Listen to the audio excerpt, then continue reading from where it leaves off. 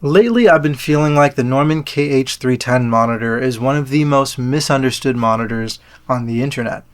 It's a monitor that has a lot of hate actually on YouTube, depending on who you click on, or a monitor that's had a lot of inaccurate discussions about it in forums, people who've never really used it or don't know how to maximize it, comparing it to ATCs, to this, to that, all kinds of conversation going on. And as somebody who did have the 310s for a long time and still really enjoyed, I think that they're some of the better monitors I've owned.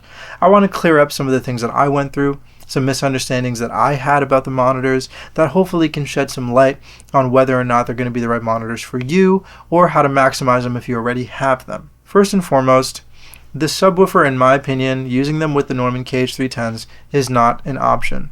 And in particular, you want to be using two of them. If you can get two KH750 subs and pair them with your monitors, you're going to get a much better frequency response and playback. Something that it says in the manual is that if you want to minimize distortion, if you're going to be doing production or full range production, if you are running into clipping even with the monitors the way they are, because they do that little red thing where the logo turns red, you're going to want to have a sub in there. It just makes the frequency response flatter, the harmonic distortion much lower, and provides a much fuller frequency response for the monitoring. So get you some subs.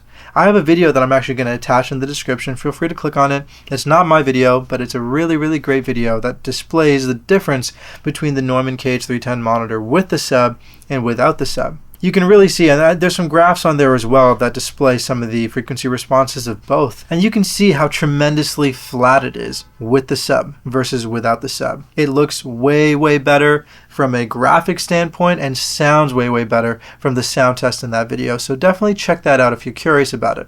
I also believe that a lot of people misunderstand the character of the Neumann 310s, and they don't necessarily have the right expectations about the box itself. The 310s, when compared to the 420s, they are a little tighter. If you're not playing them really loud, you can hear a little bit more tightness to it, but you will tend to get that with closed boxes compared to ported ones. That said, the 310s are boring. They are so boring.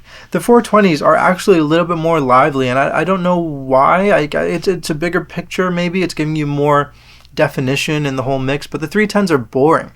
And that is actually an amazing thing. But this makes it really important that you have a high quality playback system to feed your monitors, because it's really going to expose the problems with your interface DAC, your converter DAC, or other issues in your studio. If your cables are not necessarily the best and have a lot of RF interference or whatever it could be, it typically is going to show you right away that something else is going on. And don't ignore it.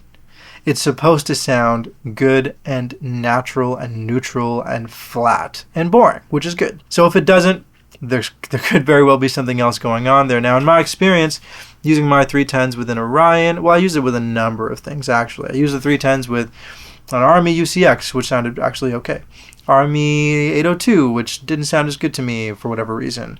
The Apollo stuff with the rack and with the desktop one. I've used it with Discrete 8, Antelope, Antelope Orion Studio, Antelope Orion Gen 32, use it with a Prism Titan. And it's when I got to the Prism Titan that I found myself in a place where I could really use the monitor comfortably. I did find that with the Army UCX, I also was able to get a good result actually for some reason. I had a preference to those two sounds, but I know that there are other options out there to make them sound good. Just be wary of that because they are expensive monitors. They're not necessarily meant to be used with a really bad interface or a really cheap DAC or one that doesn't necessarily have the dynamic range to give you the detail that you want, etc., etc. And for these reasons, I believe that the Neumann KH310s are misunderstood. Not a lot of people are utilizing them well. I find that Neumann monitors are kind of a gateway monitor into the kind of more expensive monitoring world, the world of mixing and mastering detail in monitors, and not a lot of people are necessarily ready for what that looks like and what that sounds like. Not a lot of people understand how to position their monitors correctly or are ready to invest in other things in their studio to make the monitors sound the best that they can. And these are all factors to consider when you're looking into getting the 310s, and all factors that I think are very important when it comes to how misunderstood the monitors have been so far in the community. So hopefully this video clears up those misunderstandings. Thank you very much for tuning in, and I'll catch you guys later. Ciao.